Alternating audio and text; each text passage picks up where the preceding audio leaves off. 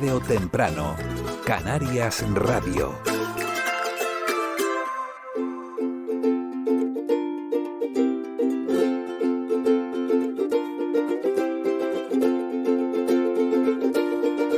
Tres y 18 empezamos ya a darle forma a la tarde y atención a esto porque es información de servicio, información importante. Mañana, 3 de abril, comienza la campaña de la renta 2023-2024.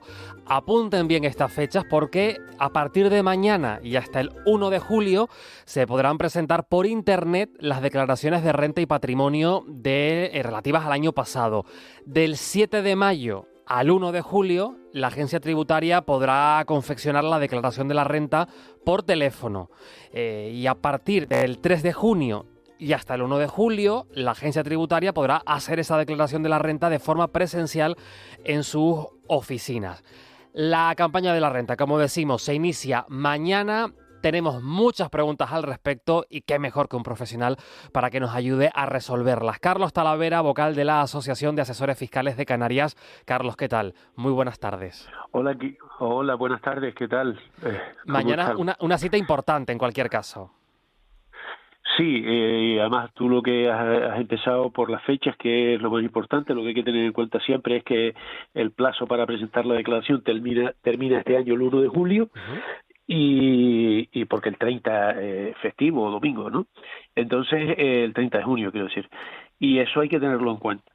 Hay una fechita que me gusta recalcar siempre, que es el día 26 de junio, porque hasta esa fecha se pueden presentar las declaraciones que son a pagar con domiciliación bancaria. Quiere decir, la presentas hasta el 26 de junio, pones marcas ahí que quieres que te carguen el importe en la cuenta corriente y hasta esa fecha con domiciliación. Si te pasas de esa fecha, pues entonces tienes que hacer el pago, consignar el número de referencia completo. Es un lío, por eso es importante la fechita, 26 de junio. Para las que son a pagar, hacer la domiciliación. Alrededor de 1 millón de canarios y de canarias la presentan anualmente la declaración de la renta. Antes de entrar en materia, Carlos, sí me gustaría que para los que no sepan todavía, por hacer un poco de pedagogía fiscal también, ¿qué significa hacer la declaración de la renta y quiénes deben hacerla? Bueno, la declaración de la renta es uno de los grandes impuestos directos que hay en el esquema organizativo tributario español, ¿no? El impuesto de la renta es uno de ellos y el impuesto de sociedades, que es el que se aplica a las sociedades, es el otro. Es muy importante porque es una de las fuentes principales de ingresos del Estado. Entonces, el Estado se nutre del impuesto de la renta pues para hacer los presupuestos. Uh-huh. Aquí no voy a decirlo eso tan manido de las escuelas y los hospitales, ¿vale? Porque luego tenemos que exigirle a nuestros políticos más claridad, transparencia y a ver dónde se gastan todos estos fondos que recaudan de los ciudadanos, ¿no? Pero sí está claro que tiene una importancia crucial. Y luego, por otro lado, como cualquier Estado moderno, o sea, cualquier Estado que se precie de ser avanzado, pues tiene un sistema tributario que hace que los ciudadanos pues contribuyan a los gastos comunes, por decirlo de alguna manera, a los gastos de la casa común, es como una comunidad de vecinos. Si no pagamos a la limpiadora, pues la escalera está sucia, o el limpiador. Si no pagamos el mantenimiento del ascensor, se rompe el ascensor y no tenemos ascensor, y el que vive en un quinto piso pues se las ve y se las desea. Pues esto es igual, o sea, el impuesto de la renta, igual que el resto de los impuestos, pues todo muy en teoría, pero es para cubrir los gastos que tiene una comunidad, podemos ir desde el ayuntamiento hasta el Estado, ¿no? Hasta las más altas instancias del Estado. Luego ya, ¿cómo se aplica la transparencia? Si se ve que se aplica bien o mal, eso ya cada uno políticamente lo analiza y es otra cosa. Que es de exigir, eso sí que lo digo, es de exigir claridad y transparencia en esto porque es nuestro dinero, siempre es nuestro dinero, ¿no? Y Carlos, ¿quiénes deben presentarla? Vamos a ver, para presentar la declaración de la renta yo te voy a decir una cosa. En principio, yo voy a salirme un poco del guión que yo tenía aquí incluso, ¿sabes? Porque yo tenía aquí un guión que es larguísimo, que es quién tiene obligación de presentarla y tal, pues ahí, pues los que realizan actividades empresariales, los que tienen rentas inmobiliarias siempre que superen 1.000 euros, es un lío. Pero básicamente aquí, ¿cuál es la mayoría de las rentas que tenemos aquí? Son rentas del trabajo. Entonces, las rentas del trabajo son aquellas personas que cobran una cantidad por trabajar, vamos, de una empresa, ¿no? O son pensionistas que cobran una pensión de la seguridad social o de una mutualidad. Entonces, definiendo esto, que es la mayoría, pues ¿quién tiene obligación de pagar? Pues el que perciba rentas superiores a 22.000 euros de un solo pagador.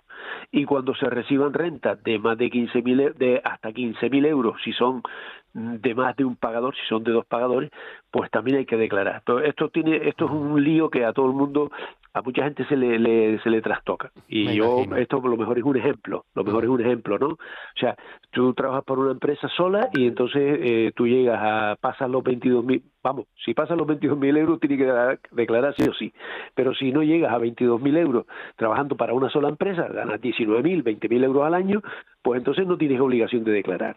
Pero si tú trabajas para una empresa, tienes la mala suerte de que te han despedido o que el contrato finalizó y cobras luego de la prestación por desempleo, ya tienes otro pagador distinto. Uno es la empresa que te pagó un salario y otro es el SEPE, el Servicio Público de Empleo Estatal, que te paga una prestación por desempleo. Ya son dos pagadores. Bueno, pues si lo que te paga el segundo pagador, que no tiene por qué ser uno, pueden ser varios, supera los 1.500 euros, pues entonces tienes que hacer la declaración aunque no superes los 15.000 euros, ¿vale? Si el segundo pagador no te paga 1.500 euros, pues el límite son los 22.000, como antes, ¿vale? Y yo creo que esto es interesante, pero luego hay otros ingresos que se tienen por ahí, como te dije antes, las rentas inmobiliarias o rendimientos del capital mobiliario. O sea, una persona que tiene ingresos de acciones, pues no tiene rentas ninguna más que los ingresos de las acciones, vive con su padre y todavía y el padre le paga la comida y la habitación, ¿no? Pero el tío tiene acciones y cobra unas cantidades de las acciones. Pues si no cobra más de 1.000 euros al año no tiene que hacer la declaración, pero como cobre más de 1.000 euros al año por rendimientos de los rendimientos que te pueden dar unas acciones, pues tiene que hacer la declaración. O sea, son cantidades relativamente pequeñas, ¿no? Entre comillas, ¿no?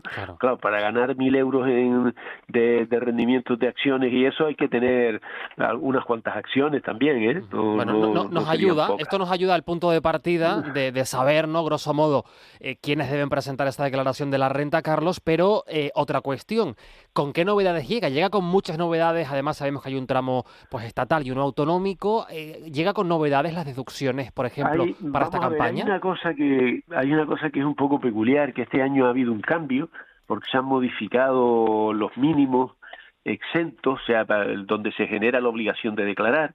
¿Y cuál es el problema? Pues que todos los cálculos que se han hecho estaban hechos con la normativa anterior. ¿Qué pasa? Que las redenciones que se han practicado en función de la declaración de cómo estaba la norma antes de esta modificación.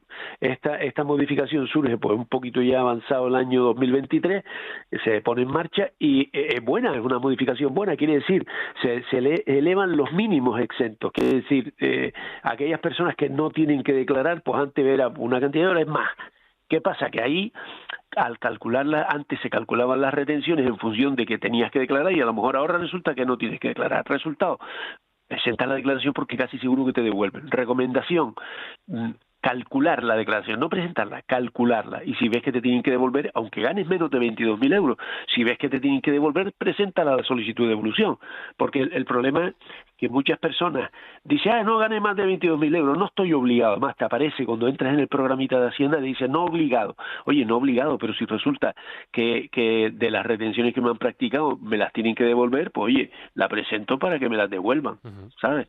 Y a veces yo digo, hombre, eso te devuelven 60 euros, 60 euros es muy poco, 60 euros. 60 euros, yo no sé, yo estoy casado, ¿vale? Yo soy casado y me voy con mi mujer, me voy a un restaurante, veo una cena magnífica y mi mujer llega contenta y yo también. Me explico, quiero decir, y son 60 euros míos que me los ha devuelto Hacienda, ¿no? Puede ser poco, pero es interesante, es tu dinero, ¿no? Y otros, por ejemplo, como el alquiler, en el caso del archipiélago canario, Carlos, ¿se puede deducir y en caso de ser así, con qué requisitos? Hay una serie deducciones que son autonómicas, ¿no? Entonces, las deducciones autonómicas en Canarias, hay una especie de recidiva, porque sabes que la deducción por arrendamiento no está, se eliminó la deducción por arrendamiento por el alquiler de la vivienda habitual, se ha quitado, ¿no? Entonces, en Canarias tenemos esa deducción, siempre teniendo en cuenta que no es para todo el mundo, ¿vale? Y es para personas quiere decir, no es para todo el mundo, para personas que que ganen menos de 22.000 euros en tributación individual y 33.000 euros en tributación conjunta, ¿vale? En principio eso continúa, hay una deducción en Canarias que continúa, ¿vale? Hay que cumplir con el requisito de identificar al arrendador, poner la referencia catastral, etcétera, ¿vale?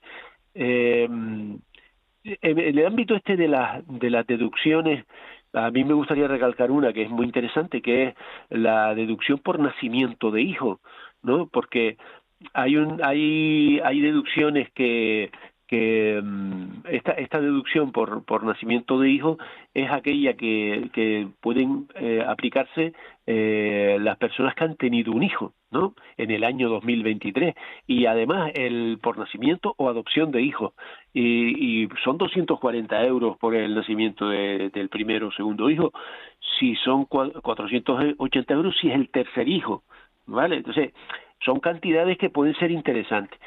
Y una cosa muy importante, estas deducciones, mientras que hay una deducción que sabes que te dan dinero, que te lo dan, estas deducciones si tú las puedes aplicar, pero si las retenciones no son suficientes no te van a devolver más. No sé si me explico, o sea, la devolución de Hacienda devuelve lo que ya tú le has ingresado, no te va a dar dinero, salvo en un caso, que es la deducción por hijo a cargo, son 100 euros mensuales, que es por hijo a cargo. Es diferente de esta que te estoy nombrando, que es una deducción autonómica, ¿vale? O sea, la deducción por hijo a cargo es una deducción que aunque no te hayan retenido nada, tiene derecho. Y hay una modificación este año respecto a eso, porque las mujeres que hayan dado a luz, que tengan un hijo, que tenga menos de 3 años, tienen derecho a ello, siempre y cuando, fíjate tú, o bien que estuvieran de alta en el momento que dieron a luz, o bien que en ese periodo de tres años estén un mes dadas de alta. Antes se requería que se hubiera unas cotizaciones mínimas, ahora ya no se requiere eso. Ahora simplemente el hecho de estar de alta en la Seguridad Social como trabajadora autónoma o como trabajadora por cuenta ajena, o bien el hecho de que te den de alta durante 30 días mientras tu hijo tiene menos de 3 años, ya te da derecho a percibir esos 100 euros mensuales. ¿Vale? Y eso me parece es una prestación muy interesante, son 1.200 euros anuales que los puedes recibir anticipadamente mes a mes o cuando haces la declaración y te dan los 1.200 o lo que sea, porque si tu hijo nació en agosto no te dan 1.200, te dan lo que vaya de agosto a diciembre, ¿no? Bueno, pues son cuestiones muy interesantes y Carlos, voy a emplazarte aquí en directo porque como la campaña se inicia mañana, pero tenemos hasta julio, porque se inician diferentes plazos para volver a compartir algún ratito de antena, refrescarnos la memoria e insistir en los plazos. A partir de mañana para la declaración por internet, a partir del 7 de mayo para hacerlo por teléfono y a partir del 3 de junio para hacerlo de forma presencial. Siempre como fecha a tope el 1 de julio y los teléfonos de la agencia tributaria para hacerlo. Por supuesto, y yo lo único que tengo que decir, en definitiva yo estoy hablando con ustedes porque soy miembro de la Asociación de Asesores Fiscales, soy el portavoz de la Junta de Gobierno, simplemente en caso de duda llamen a un asesor, no merece la pena cometer un error que luego resulta que resolverlo es más difícil que hacerlo, que presentar la declaración bien hecha. ¿Vale? Como siempre decimos, siempre en manos de asesores y te pueden indicar. De profesionales. Y brevemente, porque tenemos 30 segundos, Carlos, pero no me quiero dejar una pregunta aquí de un oyente. ¿Los gastos del médico del dentista son deducibles? Nos preguntan. Siguen siendo deducibles los gastos médicos. Siempre, fíjate tú, los gastos del dentista, me habla, siempre que no sea, por ejemplo, cirugía estética, ¿vale? O dentista, porque hay estética. Cuando sea necesario, cuando no sea cuando sea una intervención necesaria. Estamos hablando de gastos médicos, ¿no? Y, por supuesto, gastos que el requisito es que se abonen, que se paguen con medios que puedan dejar constancia. Quiere decir, lo tienes que pagar o bien por transferencia, por cheque, con la tarjeta o por un Bizum incluso, porque deja el ¿cómo se dice? Claro, constancia de que se ha pagado al efectivamente, médico, ¿no? ese pago. Bueno, pues, Carlos, lo dicho, ya nos quedamos sin tiempo, pero como entran más preguntas de oyentes, nos vamos a volver a escuchar en breve para seguir respondiendo